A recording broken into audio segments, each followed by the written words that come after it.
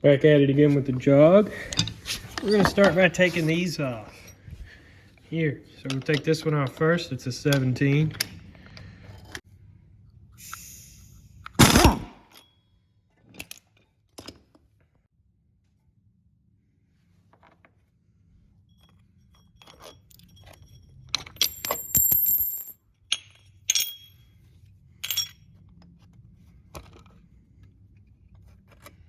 A washer here. I don't think that's a restricting washer, but I could be wrong. I don't know. Let's take this apart.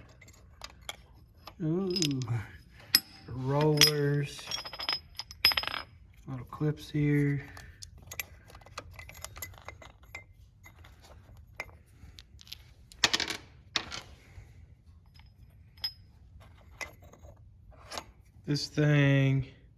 This thing right here, I think is the restricting. No, I don't know. This might have been de-restricted. I'm gonna do a little research and see, you know, what the restricting washer looks like. But I don't know. This one here's a 15/16. Hold the wheel still while you do that. Looks like we got a little O-ring there. Set that up here. Take this out. Looks good. Looks good. Check our seal here. Don't see anything leaking from this.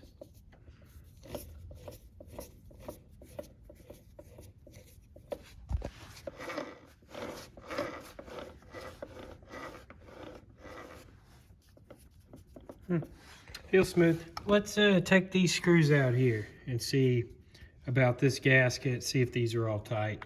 And I might try and find something I could put in here. Uses that screw. That one's tight. That one's tight. This one's been messed with here. It's tight.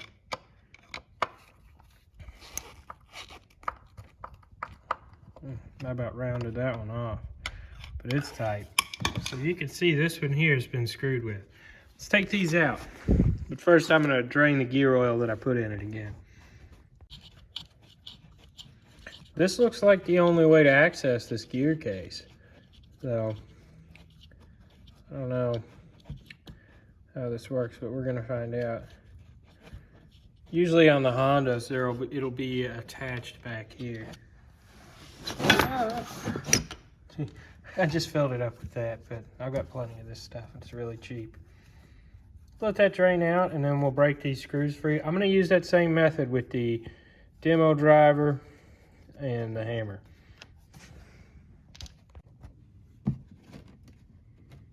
Fluid's pretty shiny. Now, you'll normally have metal in here, but I think that might be a little excessive. Longer screws are here and here. Let's get this off.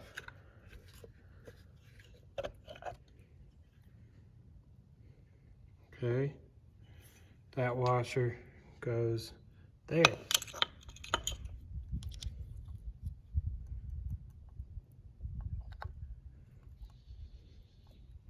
This would be pretty easy to re-gear, I'd say. This gasket doesn't look bad. There doesn't seem to be anything wrong with it. So I don't know why this was slinging grease out of here into this. I think it's probably just due to that bolt that was missing, honestly. That seems to be the only issue I see here. Let's see if that pulls off. Yeah, I don't know. Let's try and, I don't want to try and remove this gasket, but you know, we've got some play in this gear here.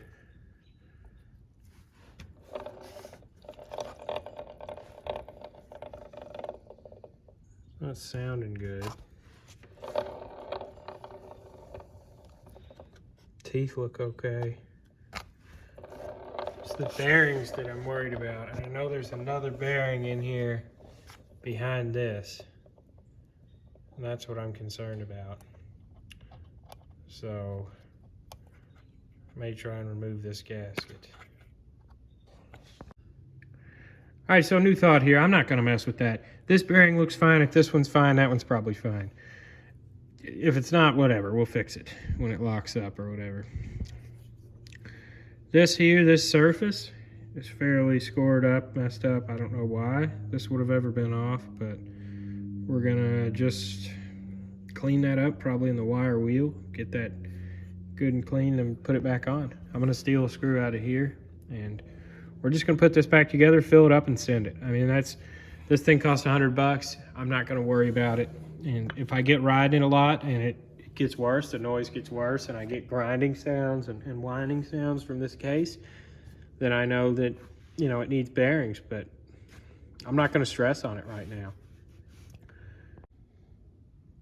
Let's put back on. I kind of did got these to where they were tight and then pecked them with a hammer a little bit while I was tightening them. Because if that one came out, I don't want to risk any of these coming out again. So I just did that. Didn't use any thread lock or anything because that would make these near impossible to get out the next time. Now I'm just going to put all this back together. We're going to keep with this belt for a while. And yeah, everything looked okay, which is a relief. I put this in as a unit. I put this together, get these in here, and I just slip it on here. Sometimes it's not super easy to get this on there depending on the condition of these splines, but you know, we'll just get this on here and put the rest together. This here is not a restricting washer. Put that on. Restricting washer is big and it's obvious. This was de-restricted. I looked it up online. Also, if you slide this starter clutch out, it's kind of hard to get in. These little pins you've got to have in there just right. It takes a bit to get it back in there right. It can be done, but it's annoying. So I didn't do it on this, but on that blue Zuma there, I learned my lesson with that starter clutch. Let's get this belt back on and send this. One thing I like to do here is just squeeze this in and slide the belt down in there and then slide it over top of that right there. Like that. And then we just kind of go back one at a time. Sometimes this little star here is hard to get lined up. Just work with it, it'll go on. And you're gonna have to push this on a bit because this Kickstarter gear needs to go on those splines too. So you have to play with the belt and get this on further, see? Like that. Maybe even a little further. Forgot about that. I don't know how important that is, but we'll do that. Now when I'm putting this on, I'm known to over impact these and screw up these splines, so I'm going to be try and be gentle with that.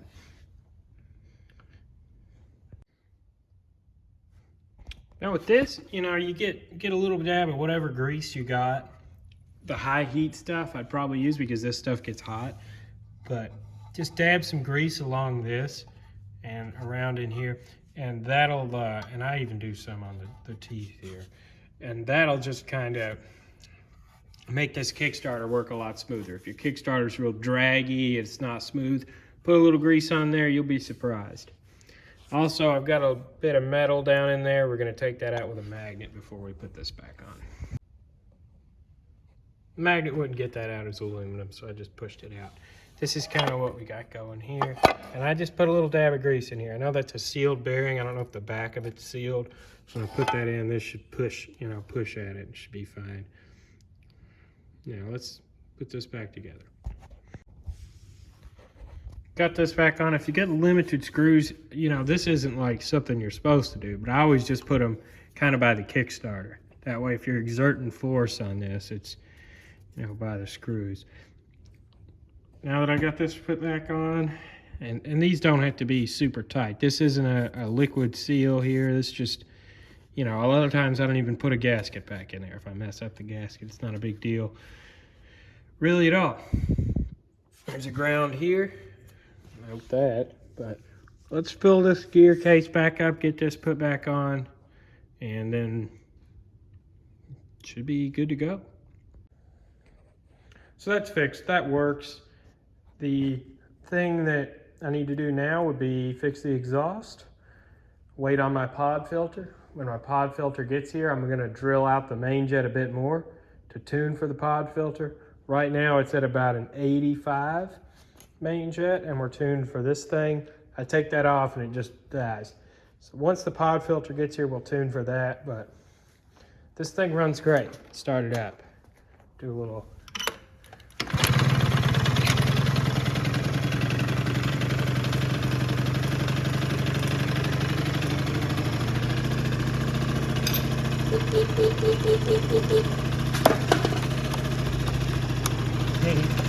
Turn signal.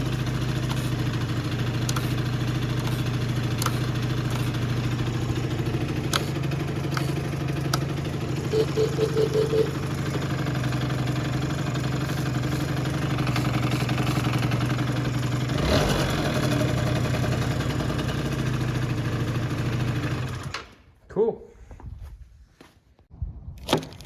And the highly anticipated cone filter arrives for the Jog.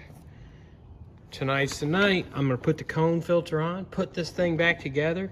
It's gonna be ready to rip, just in time for the 20-degree weather. Some more drilling is in order.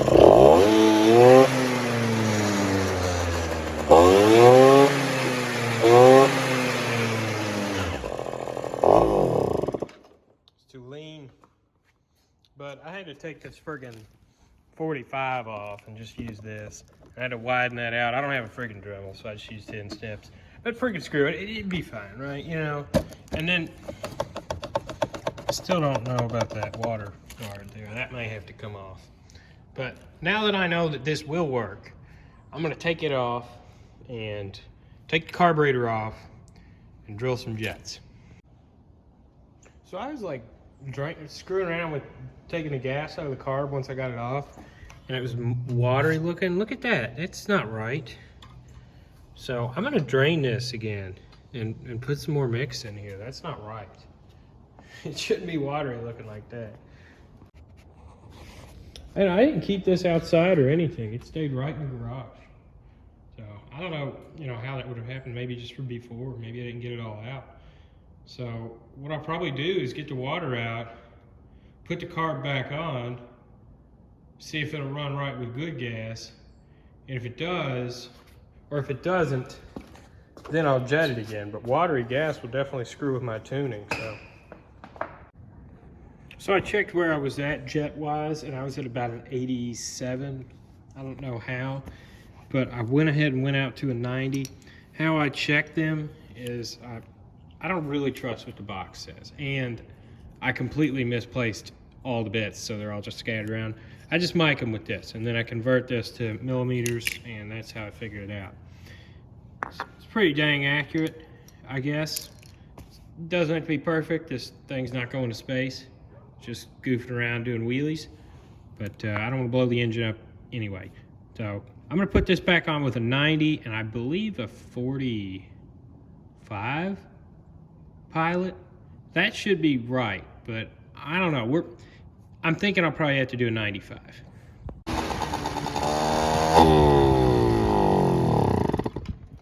Still too lean. So I went to the 95 and that didn't work. So the next one I had was probably like 100, maybe, I don't know. And I just freaking drilled that out, and if it's too big, then I'm just gonna say whatever, buy a jet kit. But this hopefully should work. I don't know what else to do at this point. Put this together. It's freaking mint.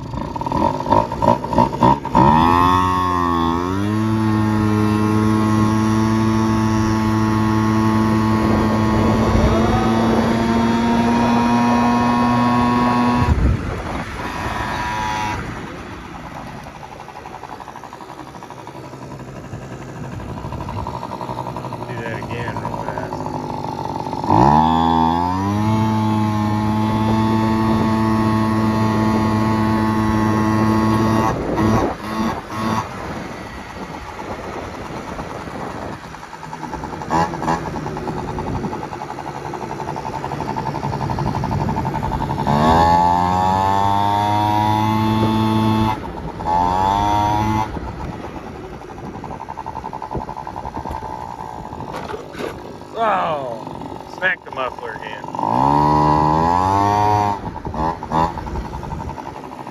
I have a feeling I'm bothering the neighbors.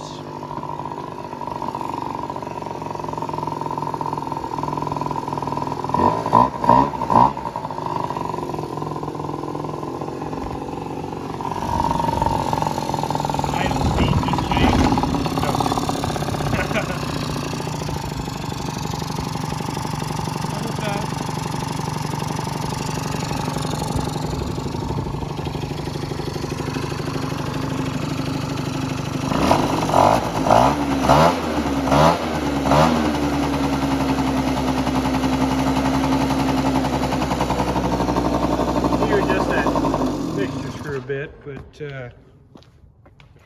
I think that's pretty friggin' sweet.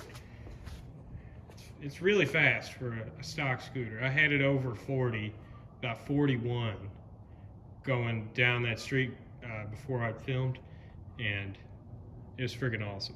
So I'll probably put it all back together, get it tuned tomorrow, and take it for a little ride. So my thoughts here are that this idle jet or pilot jet is too lean. And the reasoning behind that is that it would run well with the restrictive filter at idle, and then with the pod filter or with no filter, it will run like, you know, you'll ride it for a bit, let off, and it takes a while for it to get down to idle. And that usually on something else like, I don't know, those old GY6 scooters I used to mess with, that would indicate it was too lean at idle, and you'd have to fudge it with the mixture screw. My problem is I'm about out of dick with this mixture screw. I'm out of room there. So, and one thing here that people forget is that if you change this idle jet, you're changing the mixture throughout the whole thing. And that's what's kind of worrying me about doing this, is because I've got the main, set just right, and this is too lean. So if I go out 5 on this, that's like going out 5 on the main too. But also fudging this thing it's just like, it changes the mixture throughout the whole, the whole rev range. So what I'm saying here is I don't really know what I'm doing. We're just winging it, and if it doesn't work, then I'm gonna buy a jet kit because I am incapable. But hell, there's no harm in trying something free, right? Just spend a little time doing it. And if it works, it's right. So if it works, I don't have to spend the money on a jet kit for this thing, which is ridiculously expensive for some reason.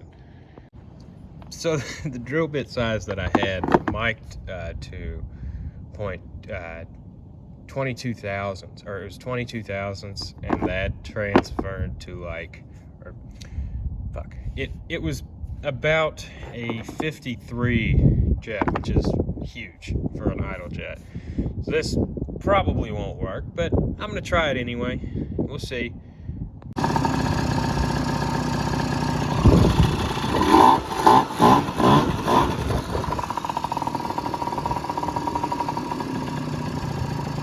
That's about got her right where I want her. I mean, it's not perfect. It's not as good as it was with the restrictive box, but I guess that's as good as it's going to get with a pod filter and me just drilling out jets here at home. I don't know, it sounds like it's going to die.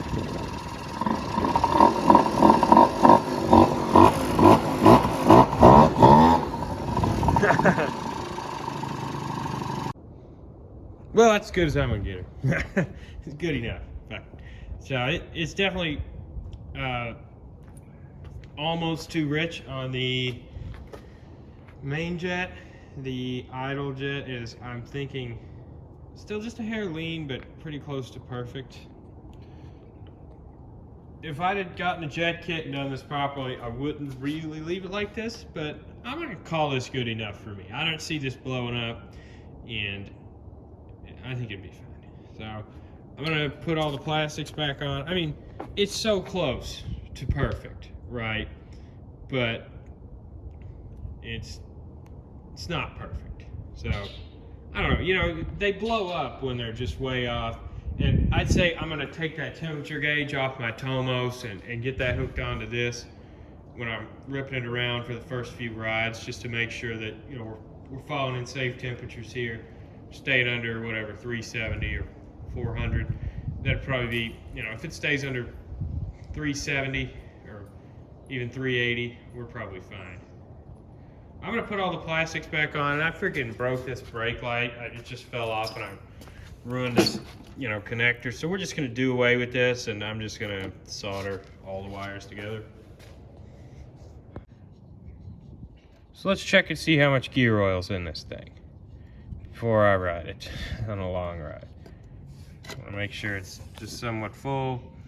There is stuff coming out of it, which is good. So I'm gonna make sure, see if that's anywhere close to the 100 milliliters that it's supposed to be.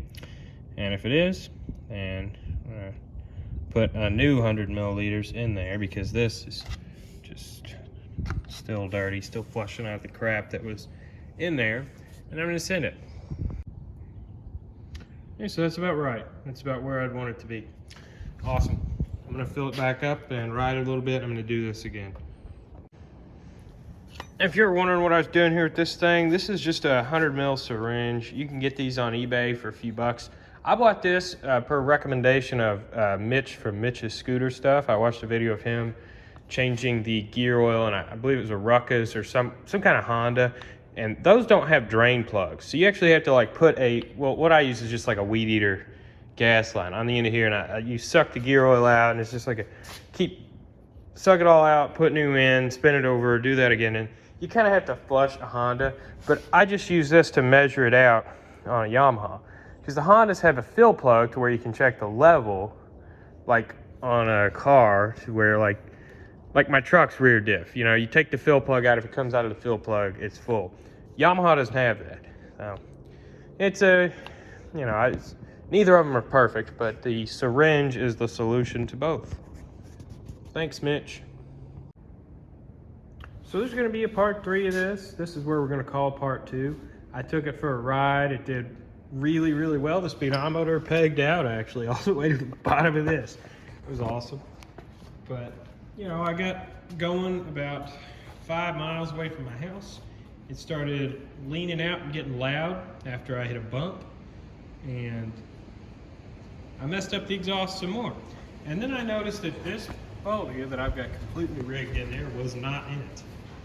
I don't know if I had it like that to begin with, or if that came out, but oh well, this exhaust is ruined. I need a new one. I'm gonna get a used one on Facebook. I'm gonna post on the Yamaha Scooters group and try and get someone to sell me one. I wanna keep the stock exhaust because it's fast enough for me, and I'd like to keep doing wheelies with it. And when you do one of those expansion chamber pipes, that seems to kind of screw with the doing wheelies. And then, you know, in part 3, we're just gonna go ahead and get this thing painted and cleaned up really good. Get it looking nice, get a battery in it, you know. And then, you know, I'll probably have to tune for the new exhaust too. And you can probably expect part 3 in about a month for when this video was uploaded. And I just say a month because I don't really have the money to spend on this right now. And it all depends on if we get the stimulus check and all that. Then if we do, it may be sooner, maybe 2 weeks or so. You'll see a video on it. But yeah, I'm gonna go ahead and just park this thing back in the back of the garage and forget about it for a few weeks till I can get a muffler.